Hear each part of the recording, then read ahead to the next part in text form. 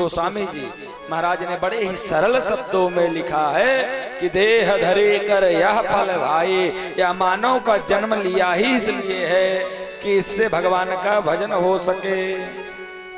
अच्छा, लोगों के मन में विचार आता है, कभी कभार लोग उल्टे शब्दों में भी कहते हैं, पर सीधे शब्द में कहें तो लोग कहते हैं कि हम संत बन जाएंगे तो दुनिया का क्या होगा। महाराज, यह आपकी जो बुद्धि है ना, ये जान लीजिए, जिस दिन आपने आपके मुख से यह शब्द निकला उस दिन आप जान लीजिए कि आपकी बुद्धि मलिन है, कि आप संत बन जाइएगा तो दुनिया का क्या होगा। और यह सबसे अच्छा है कि सब संत बन जाए, क्योंकि संत के लक्षण क्या है। संत के लक्षण, संत का मतलब ये थोड़ी ना है कि आपने शादी किया है तो आप संत नहीं है। हमने आपसे पूर्व में ही निवेदन किया कि संत के लक्षण जो है, जो धर्म ग्रंथ हमारे उनके लक्षण कहते हैं, वो आपके अंदर वो लक्षण घटित होते हैं कि नहीं। तितिक्षवा कारुणिका सुहृदा सर्वदेहिना अजात शत्रवा साधवः साधु भूषण। ये साधु के भूषण है। कहा तितिक्षु होना चाहिए, तितिक्षवा, जिसे सुख और दुख में, सुख और दुख का भेद ही ना ज्ञात हो, जिसे सुख और दुख का भेद ही ना ज्ञात हो। पहला लक्षण अजात शत्रवा साधवा साधु भूषण, यह साधु के लक्षण। तितिक्षु होना चाहिए, कारुणिक होना चाहिए। गोस्वामी जी ने भी कहा कि संत हृदय नवनीत समान, जो दूसरे को कष्ट को देख ले तो विह्वल हो जाना चाहिए। जो दूसरे के कष्टों को देख ले तो विह्वल हो जाए, उससे रहा ना जाए। आगे की कथा में आप लोग, अभी यदि समय रहा तो हम ही सुनाएंगे, महाराज जी आप लोगों को कथा आगे की श्रवण कराएंगे, तो उसमें आप नारद जी के जब गुणों का अवलोकन करेंगे। नारद जी जब जाते हैं माता भक्ति के पास जाते हैं, तो भक्ति माता को जब वो रोते देखते हैं तो सोचते हैं मुझे नारियों के मध्य में क्या मेरा कार्य, ये नारी हैं, अभी मैं गया तो मुझे उलझा लेंगी बातों में और फिर मैं यही फंसा रह जाऊंगा।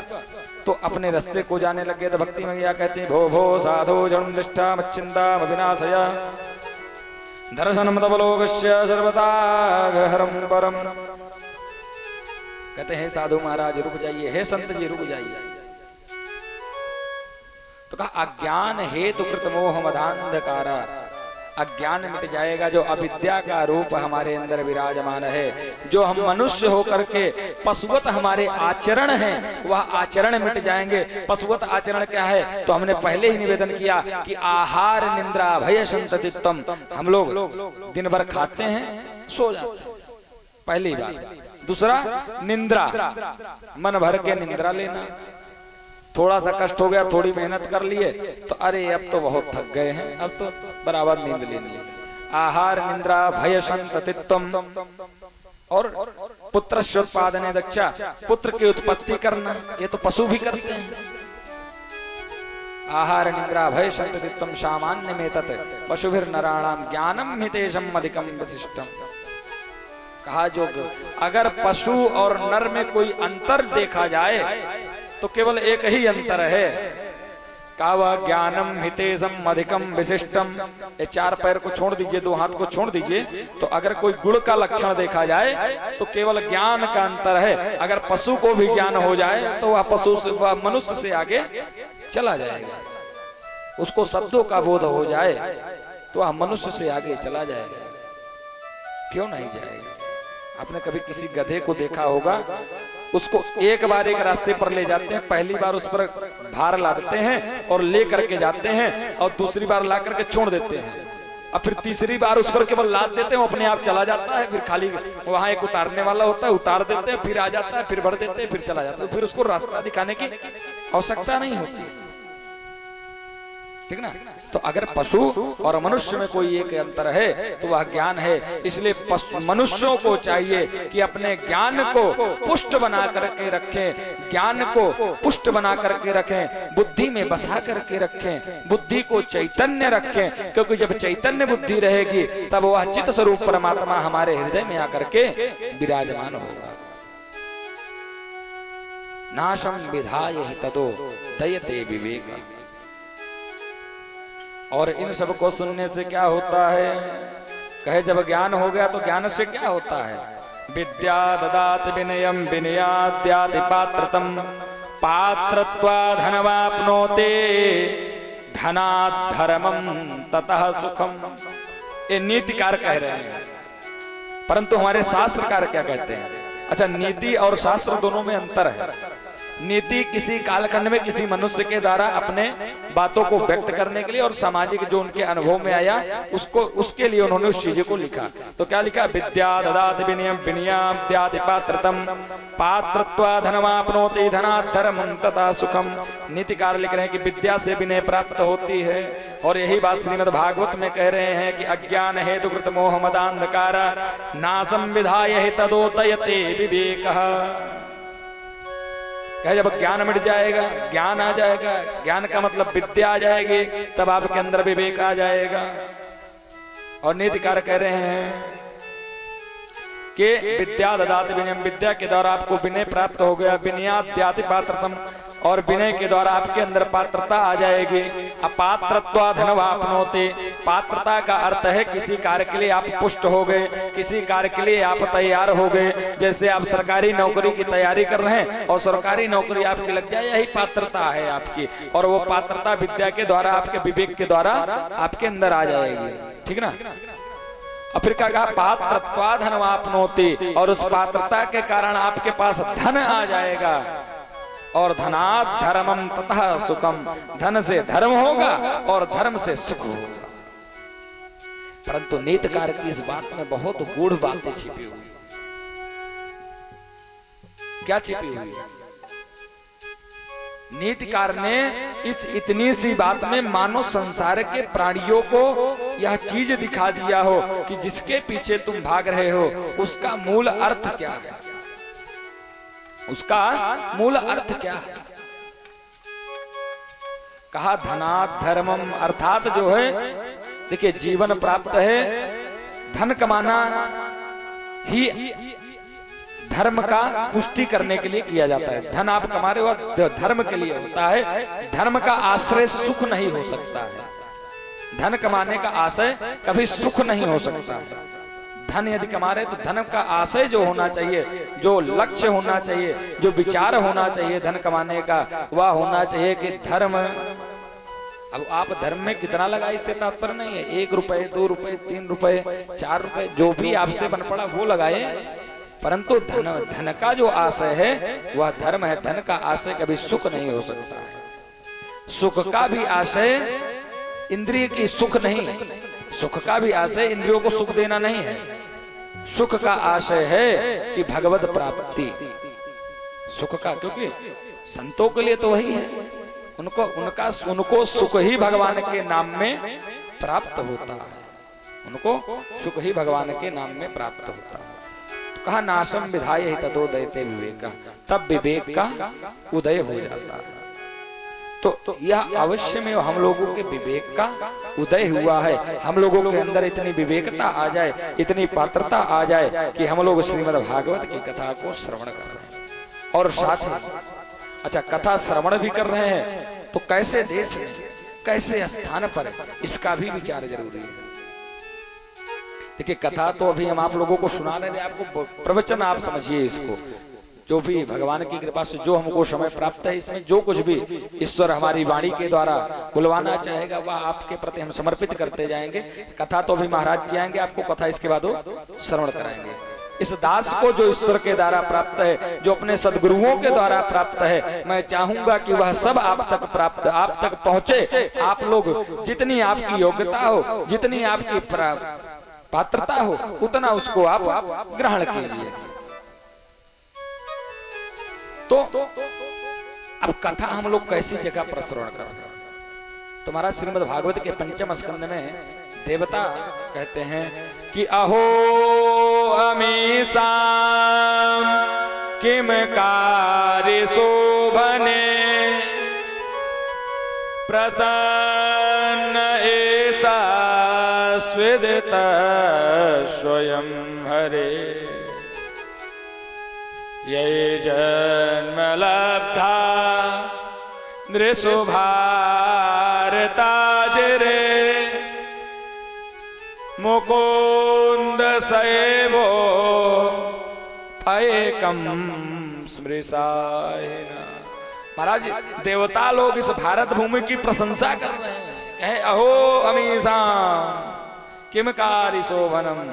अरे हम ऐसा कौन सा कर्म करें जिसके द्वारा यह भारतवर्ष हमको प्राप्त हो, इस भारत की धरती में हमको जन्म प्राप्त हो, और भारत की धरती तो प्राप्त हो, साथ में यह भगवान के गुणानुकथन को श्रवण करने का भी अवसर प्राप्त हो। देवता लोग भूरी भूरी प्रशंसा करते हैं भारतवर्ष की। नीतिकार कहते हैं कि धन्योऽयं भारतादेशः धन्या अस्याः संस्कृते तदवासिना वयं धन्या धन्यस्माकं परम्परा। धन्यो अयम भारतः देशः, अयम यह भारत देश धन्य है। धन्यो अयम भारतः देशः धन्याः अस्याः संस्कृति। यहाँ की जो संस्कृति है, जो लोगों का व्यवहार है, जो लोगों की भाषा है, जो लोगों के अंदर प्रेमता है, वह धन्य है। तदवासिना वयम धन्या। और इतना ही नहीं, हमको गर्व करना चाहिए कि तदवासिना तदनिवासिना, हम लोग वहां के निवासी हैं। इस बात पे भी हमको गर्व करना चाहिए। संसार के सर्वोत्तम प्राचीनतम ग्रंथों में जिसका नाम प्राप्त होता है जिस देश का, तो वह मात्र केवल और केवल भारत है। इस बात का गर्व होना चाहिए। जिस देश ने सदैव विश्व को मार्ग दिखाया है, वह देश भारत है। इसलिए हमको तदवासिना वयम धन्यः, इसलिए हम धन्य हैं। जिस देश में बैठ करके भगवान की कथा को श्रवण करने का अवसर प्राप्त है, इसलिए यह देश धन्य है। इस देश में रह करके हम अपने माता को माता, पिता को पिता कह लेते हैं, इसलिए यह देश धन्य है। इस देश में रह करके संबंधों में रस है, इसलिए ऐसे देश कहते हैं। इतोपि बहुत कारण है इस देश को, इस देश पर गर्व करने के लिए। आप सभी लोग जानकार हैं, सभी लोग हमसे बड़े हैं, सभी लोग बुद्धिमान हैं, सभी लोग जानते हैं इस देश की महिमा। इसलिए हमें अपने आप पर गर्व करना चाहिए कि यह ऋषि मुनियों का देश है, जहां पर हमको जन्म प्राप्त हुआ। धन्य स्माकम परंपरा, और हमारी परंपराएं भी धन्य। तो हम सभी लोगों को ऐसा देश प्राप्त हुआ है कि हम लोग श्रीमद् भागवत की कथा को श्रवण कर रहे हैं, है ना। और श्रीमद् भागवत की कथा के विषय में कहते हैं कि स्वर्गे सत्ये च कैलासे वैकुंठे नास्तयं रसः। श्री पद्म पुराण में ध्यान दीजिएगा आप सभी लोग। हरिहर हरिहर, यह ध्यान देने की बात है। भागवत जी छोटे मोटे ग्रंथ नहीं है हमारा। गृहीत्वा चामर युगो वाराहसं बीजनम, श्रीधर जी अपनी टीका में लिखते हैं, गृहीत्वा चामर युगो वाराहसं बीजनम। ये छोटे मोटे पुराण नहीं जिनकी कथा हमको सुनने को प्राप्त हो रही है। महाराज पद्म पुराण, ब्रह्म वैवर्त पुराण, दोनों तरफ से पंखा लेकर के इनको हिलाते हैं। वाराह भगवान संबीजन करते हैं। स्कंदादि पुराण इनकी सेवा करते हैं, इनकी स्तुति करते हैं। छोटा मोटा पुराण नहीं है। गृहीत्वा चामरगो वाराह संबीजन। तो क्या कहा, इसकी प्रशंसा करते हुए श्री धर्म सम्राट स्वामी श्री कृपाद्री जी महाराज जो है अपने सुधा सागर में पद्म पुराण का दृष्टांत देते हैं कि स्वर्गे सत्ये च कैलासे वैकुंठे नास्तयं रसः अतः पिबन्तु सद्भाग्या मामा मुञ्चतु कैचित्।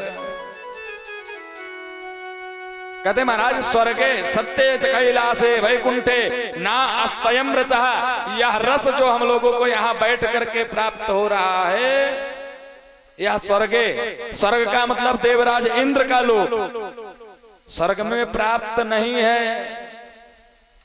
और क्या कहा, स्वर्गे सत्य, सत्यलोक में कौन रहता है?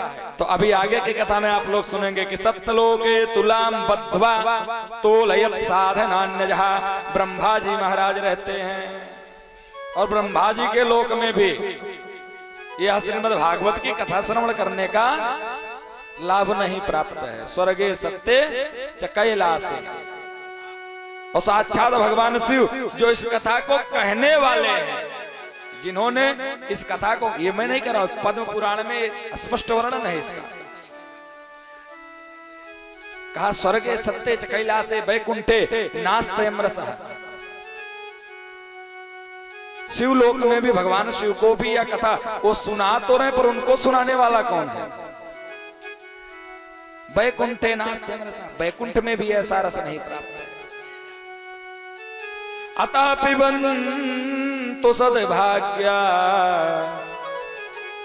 इसलिए हे सद्भाग्य मनुष्यों, हे प्राणियों, हे धर्म बुद्धिजीवियों, इस कथा को अतः पिबन्तु सद्भाग्या, इसको पियो। श्रीमद् भागवत मात्र एक ऐसा ग्रंथ है जो रसात्मक है, शब्दात्मक नहीं है। ये जो हमें कहे अक्षर जिसको आप समझ रहे, जो हम बोल रहे हैं, ये रस है, इसके प्रति शब्द में रस है। यह शब्दात्मक ग्रंथ नहीं है, यह रसात्मक ग्रंथ है, इसमें रस भरा हुआ है। इसलिए क्या कहा इसको, अतः पिबन्तु सद्भाग्या मामा मुंचतु कर्हिचित्, इसलिए इसको छोड़ो मत। आप लोगों को सौभाग्य प्राप्त हुआ है, इसको छोड़ो मत, इसको जितना हो सके पी लो। जो है यह जो है निवेदन कर रहे हैं। आइए हम सभी लोग अपने मन और वाणी को जो है नैमिषारण्य की पावन वसुंधरा में लेकर के चलते हैं। वृंदावन जाने को जी चाहता है, वृंदावन जाने को जी चाहता है, राधे राधे गाने को जी चाहता है, राधे राधे गाने को जी चाहता है, वृंदावन जाने को जी चाहता है, वृंदावन जाने को जी चाहता है, राधे राधे गाने को जी चाहता है, राधे राधे गाने को जी चाहता है। अच्छा, किसको अच्छा, सभी की इच्छा नहीं वृंदावन चलने की? किसकी इच्छा है वृंदावन चलने की? नहीं इच्छा है वृंदावन चलने की? इच्छा है तो दोनों हाथ उठा करके, जब चलने की इच्छा हो तो दोनों हाथ उठा करके हाजिरी बताई जाती है, हाँ हमें भी चलना है।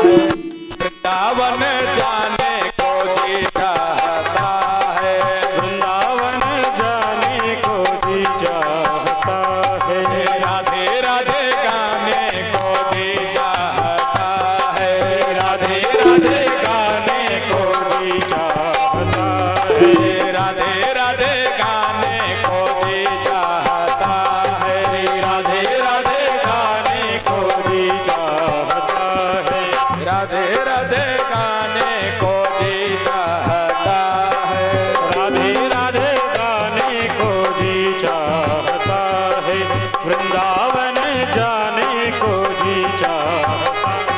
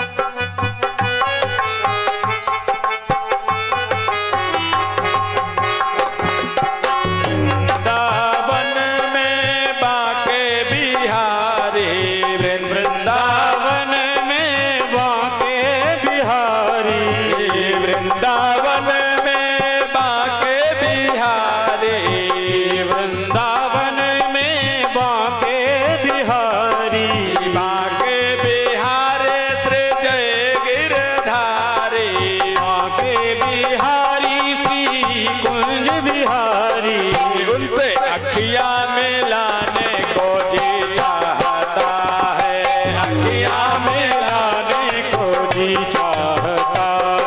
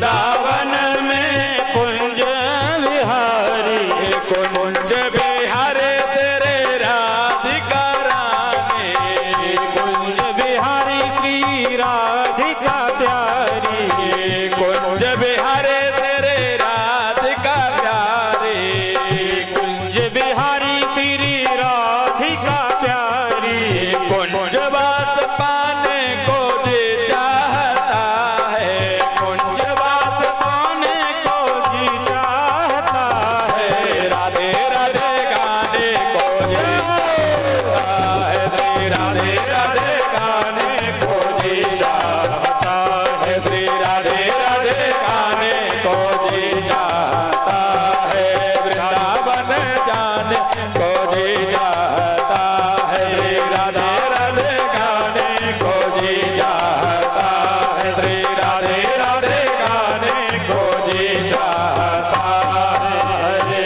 बोले श्री वृंदावन बिहारी लाल की जय हो।